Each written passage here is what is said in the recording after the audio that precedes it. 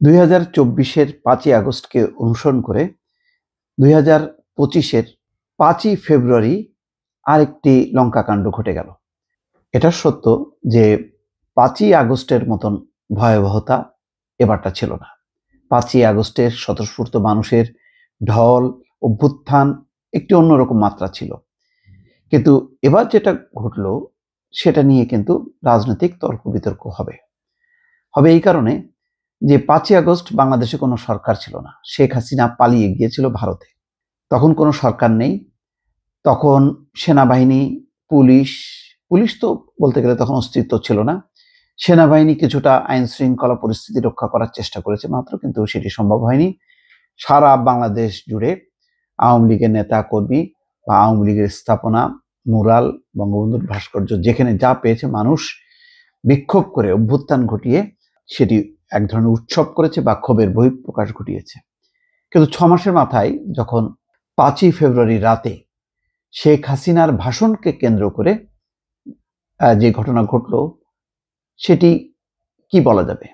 এটা কি 5ই আগস্টের অভ্যুত্থানের ধারাবাহিকতা নাকি একটা বিশৃঙ্খলা? এটা নিয়ে কিন্তু বিতর্ক হবে। এই কারণে যে 5ই ফেব্রুয়ারি যখন ঘটনা ঘটলো তখন একটি সরকার ক্ষমতায় আছে, তার সেনাবাহিনী আছে, তার পুলিশ আছে, তার সব সেট আপ আছে, তারপরেও কেন এই ঘটনা ঘটলো?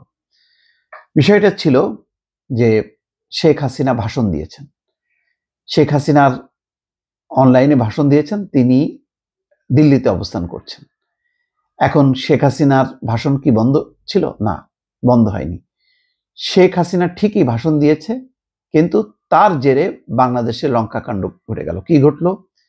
32 নম্বর একেবারে জ্বালিয়ে পুড়িয়ে আবার ছাই করা হলো। এমনি আগেতেই কয়েক দফা ভাঙচুর হয়েছিল সেই 5ই আগস্টের পরবর্তীতে। এবার বাকিটা বুলডোজার দিয়ে, ক্রেন দিয়ে একেবারে পোড়ানো হলো। তার পাশে যে সিআরআই ভবন সেটিও জ্বালিয়ে পুড়িয়ে দেওয়া হলো। এরপর সুধা সদনে আগুন দেয়া হলো সেই কুষ্টিয়ায় মাহবুব হানিফের বাড়িতে, আগুন দেয়া হলো শেখ বাড়িতে খুলনায়, যেখানে শেখ হেলাল তার পরিবাররা বসবাস করত। এভাবে আরো বিভিন্ন জায়গায় জায়গায় ঘটনা ঘটলো। এই ঘটনাগুলোকে কি বলবেন?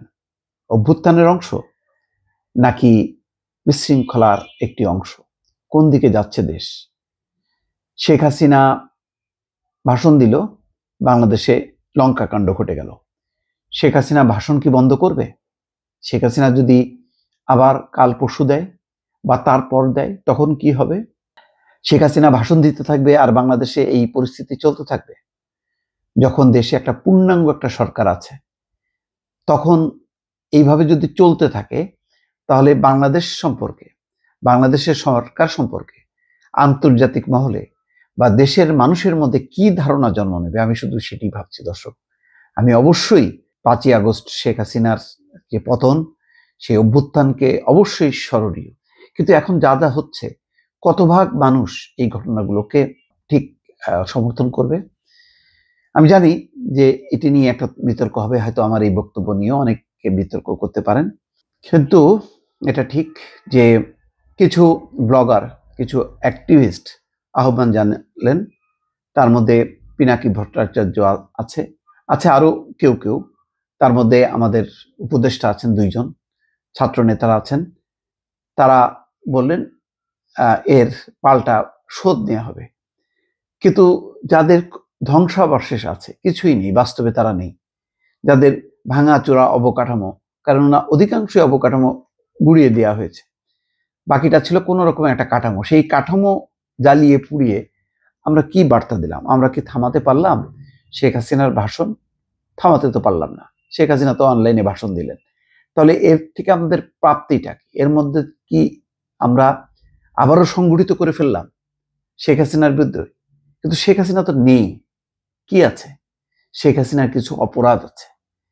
সেই অপরাধের আমরা বিচার কি করতে পারছি? কোথায়?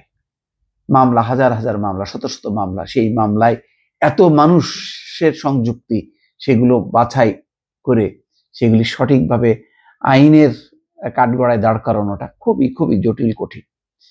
আচ্ছা, এই যে একটা গণঅভ্যুত্থান হলো, এই গণঅভ্যুত্থানের পর আমরা কি শুদ্ধ হয়ে গেলাম? আমাদের রাজনীতিতে কি শুদ্ধাচার আসলো?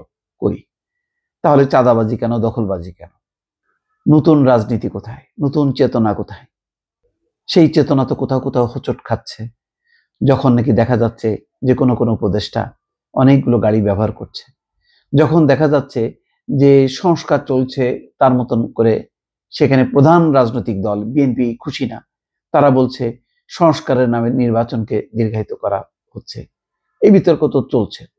অর্থাৎ আগে সংস্কার নাকি আগে নির্বাচন, নির্বাচন আগে নাকি সংস্কার পরে, নানা বিষয় নিয়ে সংবিধান কেউ কবর দিতে চান, আবার কেউ বলছেন না এই সংবিধানের অধীনেই নির্বাচন হবে। এই সমস্ত নানান বিতর্কের আবরণে আসলে আমরা যাচ্ছি কোথায়? আজকের যে ঘটনাটা ঘটলো 5ই ফেব্রুয়ারি রাত ভোর, সেই বিষয়ে কি রাজনৈতিক ঐকমত্য আছে? মানে বিএনপি সহ সকল বড় বড় রাজনৈতিক দল যারা আছে তারা কি সবাই আজকেও কি এই অভ্যুত্থান, এটাকে যদি আমরা বলি শেখ হাসিনার বিরুদ্ধে আবারও একটা মিনি অভ্যুত্থান হলো, সেই অভ্যুত্থানে কি তাদের অংশ ছিল?